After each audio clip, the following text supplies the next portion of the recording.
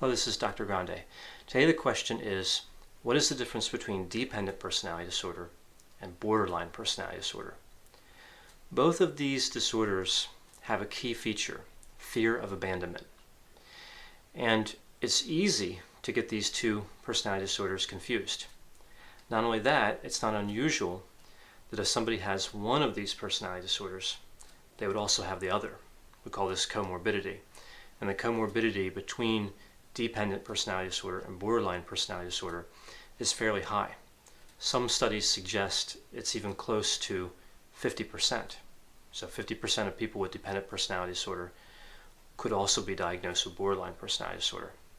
So when we think of dependent personality disorder, we think of this idea that someone is looking to be taken care of. They're looking for support. And not at a level that would be considered within normal limits or normal for a developmental stage, but excessive, an excessive need to look for others for emotional support and other types of support. Somebody with this disorder has difficulty making decisions and tends to avoid disagreement out of fear of losing support. They tend to worry a lot about losing support and maintaining support. If someone is supporting them and that relationship becomes rocky, a lot of times someone with dependent personality disorder will start to seek a new relationship, a new person that they can be dependent on. We think of characteristics of dependent personality disorder as clingy and submissive.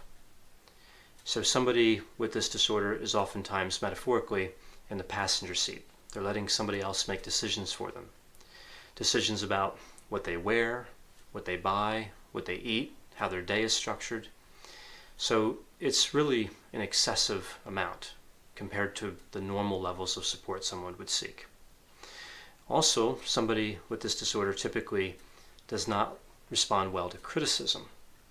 And this is an area that we see similar to borderline personality disorder as well. Here, though, is one of the key differences. When somebody with dependent personality disorder is criticized, oftentimes we think of the reaction as mostly internalized.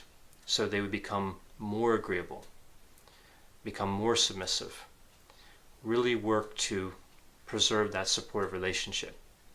And it would affect their self-esteem. So the criticism would be painful in a way that would reduce self-confidence and self-esteem. When we think of the reaction to criticism from somebody with borderline personality disorder, some of those elements could of course be in place, but rather we think of it as a sense of emptiness. So the internalized part is a sense of emptiness, and there could be rage and other acting out. We don't see that very often with dependent personality disorder. It's the idea of constant anger and rage and that type of strong reaction. We don't see that in dependent personality disorder. That's more oftentimes seen in borderline personality disorder. So that's one difference. Another difference would be the impulsivity. Both personality disorders could have some impulsivity, but borderline personality disorder, that's one of the key components, impulsive decision making. Remember, people with dependent personality disorder have difficulty making decisions by themselves. So there is some impulsivity there, but not nearly the level we see with borderline personality disorder. The impulsivity we would see with dependent personality disorder would be more about making impulsive decisions to latch on to a new person that could be supportive. So again, kind of seeking that new relationship if one is in jeopardy. And sometimes even if one's not in jeopardy, just continually adding people that could be supportive.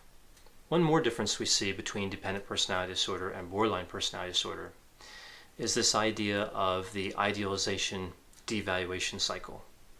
That is really something we only see typically in borderline personality disorder.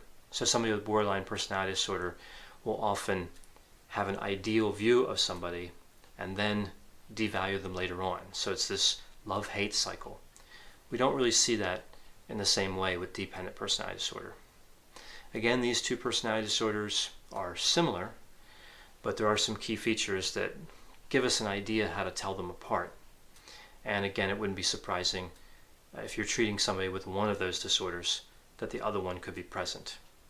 there's actually overlap between dependent personality disorder and histrionic personality disorder as well. So expect to see higher levels of comorbidity with dependent personality disorder, borderline personality disorder, and histrionic personality disorder. I hope you found this description of dependent personality disorder and how it differs from borderline personality disorder to be helpful. Thanks for watching.